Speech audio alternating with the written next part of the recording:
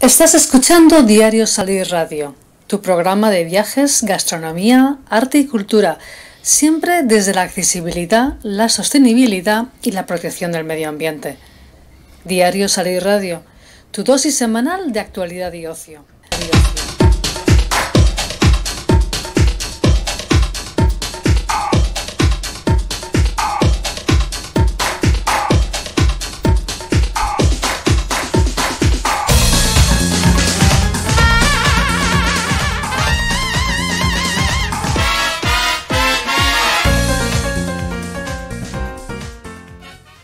Bienvenidos, esto es Diario Salir Radio, un programa que hacemos desde clickradiotv.es, también para Radio Hermes de Buenos Aires, en emisión para Argentina a través de hermesradio.com y en redifusión en emisoras unidas de radio euderadio.es. Saludos a todos de quienes os hablan, Fernando J. Aguas y Ana Magriñá. Hablamos ahora con Miguel Sanz, director general del Consejo Regulador de la Denominación de Origen Ribera del Duero.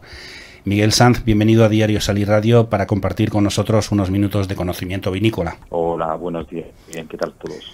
Pues muy bien, mira, me acompañan hoy en el estudio Ana Magriñá, que es mi compañera de radio, no sé si nos habrás estado escuchando antes, y Pedro Luis Requena, que es nuestro patrocinador y también lleva temas de arte con nosotros. Miguel, antes de entrar en materia, habrá gente que no sepa lo que es un consejo regulador de una denominación de origen. ¿Qué podemos decir que es y en qué consiste el trabajo que realizan estos organismos? Pues mira, esta es la parte un poco más aburrida en lo referente a los vinos con denominación de origen. Sí, lo mejor es probarlos. Sí, es la parte que siempre está oculta detrás del vino. El Consejo Regulador realmente es una entidad que se encarga de dos actividades principales, que es una, la de control de calidad de los vinos que se van a comercializar con la contraetiqueta, en nuestro caso Ribera del Duero, y en una segunda fase la promoción de esos vinos a nivel internacional, para ayudar a las bodegas de forma indirecta a vender sus vinos. Esta sería, simplificando mucho, nuestra tarea, control y promoción. ¿Sois organismo público, privado, de gestión público-privada? Somos entidad privada, solo que digamos que la competencia en el control de la denominación de origen la tiene la Consejería de Agricultura, de en nuestro caso de Castilla y León, solo que ellos delegan toda la labor de control en un organismo privado que es el Consejo Regulador, que está formado tanto por viticultores y por bodegueros. Es decir, cada 4 años aquí hay elecciones que se presentan los candidatos y se eligen a los bodegueros y a los viticultores que van a representar a todo el sector en una especie de consejo de administración, que son los que van marcando las líneas de actuación del consejo. Diríamos que nos regimos o nos dirigen los propios viticultores y bodegueros, que son los responsables en último término de la producción y la comercialización de los vinos. Bueno, ahora vamos a hablar del Consejo Regulador de la Denominación de Origen Ribera del Duero y su área de gestión, pero la pregunta te la va a hacer Ana. Bueno, pues hola Miguel. Hola Ana. La Ribera del Duero es una denominación de origen de la Comunidad Autónoma de Castilla y León, pero ¿qué provincias integra? Pues integra las provincias de Burgos, Valladolid, Soria y Segovia. Y tiene muchos kilómetros, unos 115 kilómetros. Pues calcula, somos como una denominación de origen muy alargada, sí. Tiene de largo como 115 kilómetros. Sí, pero eso es estrechita, sea al rectangular, ¿no? Sí, y estrechita porque la parte más ancha tiene 30 kilómetros. Sí. Y la más estrecha tiene 4 kilómetros, lo cual es un poco irregular. Sí, sí. De las 4 provincias que has comentado, ¿quién es la que más vino produce? Como vino, yo te diría más como viñedo, porque yo explico, quiero decir,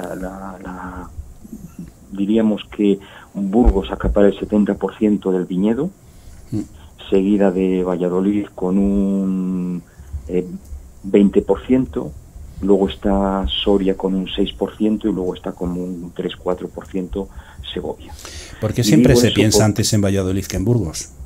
¿Perdón? ¿Por qué siempre se piensa antes en Valladolid que en Burgos? Es decir, cuando se habla de Ribera del Duero, siempre... Porque yo creo que a la hora de comercializar los vinos fueron los pioneros. En la creación de marca fueron mucho más activos que en la zona de Burgos. aunque ahora mismo la zona de Burgos produce excelentes vinos y ya es tan conocida como la zona de Valladolid. Pero digamos que fueron los pioneros en comercialización. La tradición de elaborar vinos en Ribera del Duero se remonta, según dicen los historiadores, a al menos 25 siglos de antigüedad, pero la DEO no tiene tantos siglos. ¿Cuándo nace? No. Somos, relativamente, somos de las denominaciones más jóvenes. Sí. Realmente nacimos en el 82, con lo cual tenemos 36, 37, 38 años ya cumpliditos. Todavía en algunos casos viviríamos en casa de nuestros padres, pero bueno, aquí nos toca buscarnos la vida como denominación, pero es verdad que la tradición vitivinícola va muchos siglos atrás, muchísimo. Ribera siempre ha sido una zona productora de vino. Ya en la época de los romanos, aquí las legiones romanas pasaban y se suministraban de vino para dar a las tropas, que ya sabes que en la legión siempre el vino se ha considerado como parte de la alimentación, porque era un producto energético. Bueno, tontos no eran los romanos, siempre buscaban los mejores vinos y los mejores aceites. Y es curioso que hoy en día, que consideramos al vino como un alimento, ellos ya lo consideraban hace siglos como un alimento, con lo cual ya descubrieron las bondades de los vinos y si son buenos, mejor aún. Bueno, en Inglaterra les llaman ginebra para darles coraje. Decían el coraje líquido, de ahí nació el gin and tonic. Ajá. Pues te quería preguntar, ¿cuántas bodegas había al crearse la denominación de origen y cuántas las integran ahora?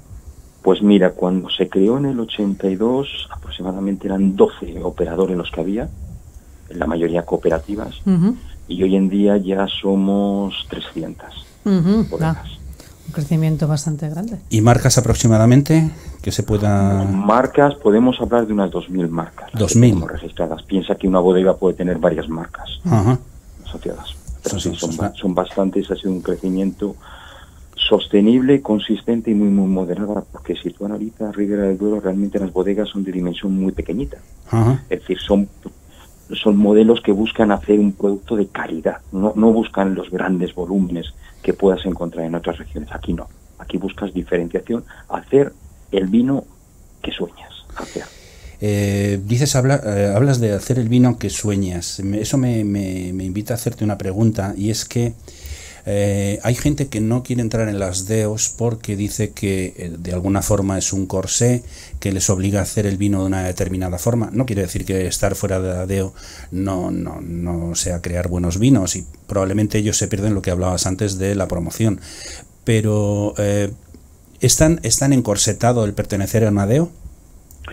Realmente no es encorsetado. De hecho, la pertenencia a una denominación de origen es voluntaria. Tú participas del proyecto si crees en él. Lo que ocurre es que, claro, cuando se crea la figura de la denominación de origen, la denominación de origen, digamos, es un escudo protector creado a nivel europeo, porque lo que ocurría en el pasado es que habían productos asociados a un origen, a una tierra, a unos procesos, que daban como resultados productos de altísima calidad, que eran conocidos a nivel nacional e internacional. Pero llegó un momento en el que empezaron a aparecer falsificaciones que utilizaban el nombre sin hacer referencia ni al origen, ni al proceso, ni a la calidad del producto. Entonces Europa decidió crear esas figuras llamadas denominaciones de origen, que lo que hacen es protegen una forma de hacer, una zona geográfica y una tradición. ¿Qué ocurre en Ribera del Duero? La tradición básica se basa en el tempranillo, la variedad que aquí llamamos Tempranillo. Eso te iba a preguntar, porque en Ribera del Duero hacéis tintos, rosados o claretes. Y ahora empezamos a hacer... Eso te iba a decir, blancos. y ahora vais a empezar a hacer blancos, que luego te preguntaremos por ello. Pero vamos a ir un poco por orden. En los tintos de Ribera del Duero elaboráis tintos jóvenes, jóvenes de roble, crianzas, reservas, grandes reservas. Grandes reservas. Y dices que siempre se utiliza uva tempranillo. Siempre uva tempranillo para las variedades, por ejemplo, tintas. Para el vino tinto, nuestra norma dice que tiene que ser un mínimo del 75%, porque esa es la tradición y como Ribera del Duero siempre han sido sus vinos. Entonces, si viniese alguna bodega que quisiera hacer, pongamos, un vino 100% garnacha, eso jamás podría llamarse Ribera del Duero, Ya. porque no cumpliría con el pliego de condiciones que nos rige como denominación y que se basa en aquel elemento que históricamente siempre ha fundado nuestra denominación de origen. O sea que volviendo Por un eso poquito... es verdad que hay muchos operadores que consideran que no quieren estar en Ribera del Duero porque quieren hacer un vino diferente. Me has leído el pensamiento porque esa iba a ser mi pregunta. Sí, aquí, de hecho, en Ribera del Duero lo que sí hay mucha gente llamando a la puerta y muchas bodegas que constantemente van abriendo. Quiero decir, este año, por ejemplo, el año pasado, en 2019, entraron 5 nuevas bodegas. ¿Y es difícil que esa puerta se abra? ¿Perdón? ¿Es difícil que esa puerta se abra? Dices que hay muchos llamando a la puerta. No, ¿Es difícil? Siempre que quieras cumplir con con la norma de cómo se producen, están abiertas. Es decir, ¿cuáles son los requisitos que exigimos? Que el viñedo esté en Ribera del Duero. Punto 1. Punto 2. Que todos los procesos de elaboración se realicen dentro de Ribera del Duero. 3. Las variedades de uva que se autorizan. La Tempranillo, la Garnacha, la Cabernet Sauvignon, la Merlot, la Malbec y el Albillo. Y siempre en unas proporciones. Eso te iba a decir, pero estas se usan un poquito más de forma residual, ¿no? El Tempranillo, 75%, es lo que marca la norma. Efectivamente. Y el resto más residual, pero siempre como... digamos, para aportar valor a ese tempranillo. Es verdad que la mayoría de los vinos que se comercializan como Ribera del Duero son 100% tempranillo, y aún así todo el mundo que ha probado Ribera del Duero verá que no hay un único vino de Ribera del Duero, que si pruebas vinos de Valladolid o de Soria, si pruebas vinos de diferentes bodegas, de diferentes marcas, siempre son diferentes riberas. Hombre, no hay una homogeneidad de producto. Es de imaginar que la DEO lo que hace es crear un estilo, pero luego cada uno le da su matiz, su sabor, su variedad, su calidad y bueno, todo lo que les caracteriza como bodega. Sí, y aquí, como se sabe, en Ribera del Duero se puede hacer grandísimos vinos y tenemos algunos ejemplos en el mercado ya muy, muy conocidos de lo que han conseguido hacer. Eso es indudable. Antiguamente los rosados, vamos a hablar ahora de rosados, eran vinos que se obtenían por mezcla de vinos tintos y blancos y en general dejaban mucho que desear. Desde hace ya años y en parte para satisfacer los gustos de algunos países europeos, porque en España no está muy extendido el consumo de rosados. Estos países europeos que son grandes de consumidores de este tipo de vino estaban haciendo una demanda que además a nosotros supongo que nos interesaba, y ya no se elaboran con esas mezclas de vinos tintos y blancos. ¿Cómo se consiguen los rosados de calidad ahora mismo, los de Ribera del Duero? Pues mira, el rosado siempre ha estado en la esencia de Ribera del Duero. Históricamente, antes de que se creara la denominación de origen, el vino que se consumía en Ribera del Duero era el clarete.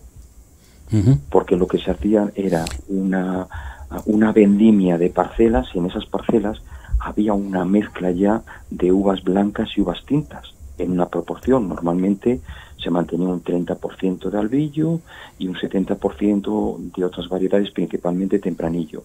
Entonces, cuando se vendimiaba y se llevaba al lagar, lo que salía de forma natural era el clarete. Entonces, ese producto forma parte de nuestra esencia, siempre está aquí. Y es un producto que, curioso, que si visitáis un día Ribera del Duero, los viejos de la zona es lo que toman, el clarete, el rosado. ¿Qué diferencia hay entre un clarete y un rosado? Ahora mismo no hay ya diferencias entre una y otra, porque desde el punto de vista legislativo es lo mismo, se asimila clarete con rosado. Es únicamente es el proceso que antiguamente lo definía, en el que en el clarete mezclabas uvas blancas y tintas y empezaba un proceso de fermentación de unas horas hasta conseguir ese color y ese aroma y esa frescura que tenía. El rosado, sin embargo, se podían utilizar, por ejemplo, uvas tintas 100% y de ellas únicamente tenerlas fermentadas menos horas para que el ollejo no llegara a aportar todo su valor, y no era necesario tener una uva blanca. Pero los procesos han mejorado, la técnica ha mejorado, y ahora podemos conseguir, y lo conseguimos, vinos claretes y vinos rosados de altísima calidad, respetando siempre los parámetros de calidad y la tradición que existe de los vinos en esta tierra, que nos diferencian de los que podemos encontrar en la Provenza o lo podemos encontrar en Italia. Ahora en verano apetece bastante el vino blanco, y a mí me gusta mucho. Por primera vez, desde la fundación de la DO Ribera del Duero, se puede o se podrá elaborar vino blanco con su sello. ¿Ha nacido ya la denominación Ribera Blanca? Sí, ya ha nacido. Nació, fue un parto doloroso, que costó mucho. Costó principalmente porque nos encontrábamos con, digamos, una variedad única, que era el albillo mayor, que no existe en otras zonas, una variedad que era prefiloxérica, es decir, era de las más antiguas que existían en la zona, una variedad que siempre era una variedad segundona, pero que era esencial, porque como he explicado antes, definía nuestros rosados, es decir, la albillo lo que hacía era, tenía una mayor textura en boca, ese carácter glicérico que tiene, le aportaba una buena acidez, de tal forma que los rosados o claretes que salían pues tenían cuerpo, eran frescos. Luego empezó a utilizarse también como acompañamiento a los vinos tintos, porque le daban ese toque de acidez que caracteriza a los vinos tintos de Ribera del Duero, que los hacen vinos muy frescos, y a la vez asentaba el color del vino para ese color intenso que nos caracteriza. Entonces siempre fue una variedad que fue clave, que a lo mejor era secundaria, pero era clave para definir a Ribera del Duero. Pues se dice que es una uva... Muchas bodegas... Perdona, sigue. No, muchas bodegas empezaron a experimentar y dijeron, oye, ¿y si tengo una variedad blanca, por qué no puedo producir? Y empezaron a producir vinos blancos. Vinos blancos que tenían éxito, que eran golosos, que eran vinos que realmente podían envejecer muy bien, que probabas vino de 5 y 6 años de antigüedad, que estaban impresionantes. Y entonces nosotros como consejo empezamos a movernos para que la administración de la cual dependemos nos autorizara la posibilidad de producir vinos blancos de albillo. Nos costó 5 años, pero lo conseguimos. Sí, y ahora ya, desde el año pasado, ya se pueden encontrar en el mercado pocos, pero vinos de altísima calidad. Sí, ya por lo que oigo es una uva complicada y... Sí. Pero entonces estas bodegas empezaron porque hay una demanda que hay que cubrir. ¿No notaron No, todo lo contrario, que es lo que a mí me apasiona de este mundo. Hacían, como os dije al principio, el vino soñado, es decir, ellos ya vendían los rosados y ya vendían los tintos. Sí. Pero eran ellos, yo quiero experimentar, qué es lo que ocurre en Ribera del Duero con la gente. La gente se inquieta. Ajá. La gente no considera que no tiene zona de confort donde se asiente, quiere salir de sus límites y empezó a experimentar. ¿Por qué no puedo hacer algo mejor? Entonces los vinos que han tenido éxito, los vinos que se producen, no es una reacción al mercado, es solo una forma de expresar la Ribera del Duero, que es lo que nosotros siempre hemos definido como la Ribera Blanca. Y hablando de Ribera del Duero, ¿cómo es de importante el turismo enológico? El turismo es clave para dar a conocer nuestros vinos, nuestra zona, para que todo eso que contamos cuando hablamos del vino y hablamos del terruño y hablamos de la orografía y hablamos de cómo lo hacemos, de nuestros lagares, se vea, se viva, se disfrute. Es una forma de fidelizar al consumidor. No hay consumidor más contento con una marca que aquel que ha sido capaz de ir y ver cómo se hace el vino que él suele tomar. Y en Ribera siempre estamos con las manos abiertas. Ahora es verdad que se paralizó todo con la COVID-19, pero ya todo nuestro turismo ya está preparado, ha implementado las medidas de seguridad y ya empezamos a recibir a visitantes que quieren disfrutar de Ribera del Duero.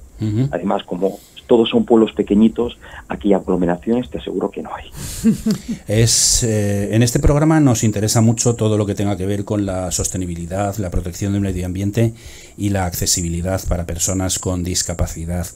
Se exige y se utilizan técnicas sostenibles a las bodegas y se está haciendo algo porque esas bodegas y viñedos sean accesibles en la medida de lo posible. No siempre es posible.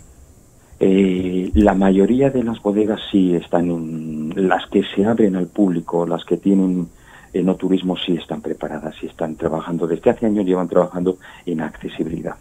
Y en la sostenibilidad. Del turismo, un turismo familiar también, que es otro elemento importante. Es decir, que puedes venir como quieras venir, que puedas venir con mayores, que puedas venir con niños y que vengas a disfrutar y a conocernos. Te preguntaba también por la sostenibilidad. Y sostenibilidad también es otra, perdona, se me había olvidado, es otro elemento clave que también se está produciendo, que es el respeto a la naturaleza, la no utilización de pesticidas. Cada vez surgen más producciones ecológicas, cada vez hay más respeto por la viña y por volver a lo que a estar en equilibrio con la propia naturaleza. Bueno, y eso que a los visitantes lo van a ver. Miguel, nos consta que Ribera del Duero es mucho más que vinos y bodegas y que apuesta por la cultura española a través de su campaña Espíritu Ribera. ¿Qué es Espíritu Ribera? Bueno, vamos a ver. Espíritu Ribera, digamos que bebe de la esencia de lo que es Ribera del Duero. Cuando tú analizas y cuando empezamos a pensar ¿qué caracterizaba a nuestra gente? Claro, empezamos a ver que es una tierra difícil, complicada, en la que te puede venir una helada como en 2017 y destruir el 50% del viñedo. En el que en cualquier momento te puede caer una granizo y acabar con el año, no sabes cómo sobrevivir. Gente que es inquieta, gente que busca hacer cosas diferentes, como es el ejemplo del Albillo. No era necesario, pero ellos quisieron hacer. Entonces, ese espíritu inconformista, luchador, que va más allá de las fronteras, que no considera que tengan límites, que se supera, lo definimos como espíritu Ribera. Y nos basamos en hacer acciones que pongan en valor ese espíritu Ribera, principalmente en el lado de la cultura. Son muchas cosas en las que estáis metidos: gastronomía, con muchas. catas, formación, haciendo cursos específicos, historia y patrimonio, colaborando con la Fundación Atapuerca, fotografía con Foto España, arte, moda. Pero hay tres cositas que me gustaría que tocáramos un poquito más y un poco, sinceramente, un poco por encima porque se nos está acabando el tiempo.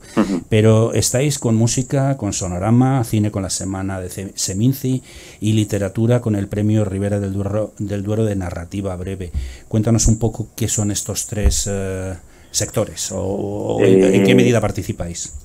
Por ejemplo, en música, por ejemplo, los tres son asociados a la cultura, porque cultura, igual que el vino para nosotros es cultura, que ha definido nuestro espíritu Ribera y ha definido nuestra gastronomía, nuestra forma de ser, nuestra forma de pensar. Nos hemos asociado siempre al mundo de la cultura. En el caso de Seminci nos identificamos porque es la promoción del cine independiente, es decir, de aquel que no busca hacer dinero, que busca solo seguir su sueño y hacer la película que un director quiere hacer, no la que le impone el mercado. Entonces somos patrocinadores oro y hemos conseguido introducir el vino en todas las actividades que se desarrollan, siempre presentes, siempre colaborando y apoyando a estos cineastas que buscan seguir sus sueños. Cuando nos vamos a Sonorama, evento ya emblemático de Ribera del Duero, buscamos lo mismo. Es música independiente, no música comercial. Apoyamos siempre la creatividad y por eso estamos poniendo y acercando el mundo del vino a los jóvenes. Y hemos conseguido que el joven beba vino de forma moderada y de calidad.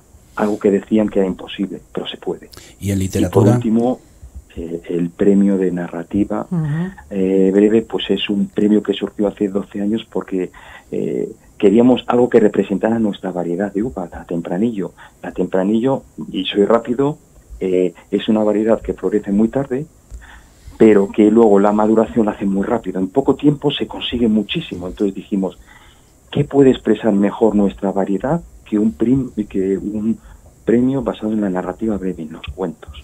Y llevamos 12 años y ya nos hemos convertido en el premio de referencia a nivel mundial. Lo mismo, nada de productos comerciales, sino buscando elementos diferenciales, elementos que expresen lo que realmente hay dentro de un autor.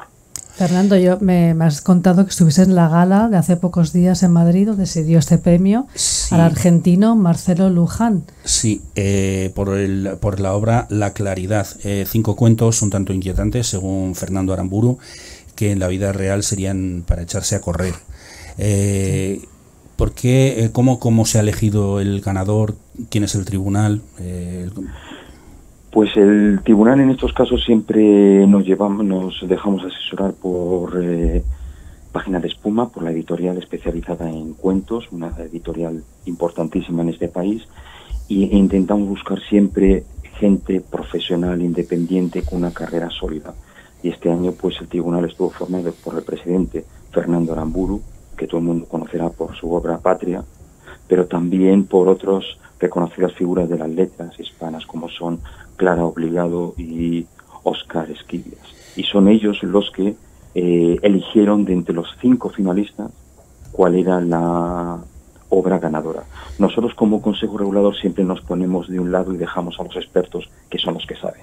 Miguel, nos queda un minuto, pero Ana quería hacerte una última pregunta. Sí, también he oído lo de Ribera del Duero es solidaridad. Hay un hashtag Espíritu Ribera, que ha organizado diferentes acciones solidarias, como la Gala Solidaria Ribera del Duero o la Gran Fiesta de la Vendimia. ¿Nos puedes decir algo sobre estos? Es el otro aspecto que tenemos, pero ya como sociedad. Piensa que una denominación de origen en el fondo es un conjunto de gente y queremos devolver a la sociedad parte de lo que recibimos siempre. Con la Gala Solidaria lo que hacemos es cada año elegimos siempre un organismo con el que colaborar y que nos ayude a defender pues esos derechos básicos. En un año apoyamos a una organización para la lucha contra la violencia de género. Este año estaba prevista, que tuvo que ser cancelada, para la defensa de la naturaleza, principalmente de nuestro entorno. Entonces siempre son elementos claves que van definiendo un poco a poco lo que es Ribera del Duero, porque es por eso, y tú lo defines muy bien, es mucho más que vino. Miguel Sanz, director general del Consejo Regulador de la Denominación de Origen Ribera del Duero. El tiempo en la radio vuela, sí. Hemos dedicado mucho tiempo, con mucho gusto, porque era muy interesante. Queremos darte las gracias por haber compartido con nosotros este tiempo en el que creo que hemos aprendido mucho sobre vinos y sobre Ribera del Duero. Yo al menos así lo he hecho. Muchas gracias. No, gracias a ti por tu tiempo y espero que te hayas sentido tan a gusto como nosotros. Y bueno, nos acercaremos por Ribera del Duero. Adiós, aquí os esperaremos. Saludos desde Diario Salir Radio. Un abrazo.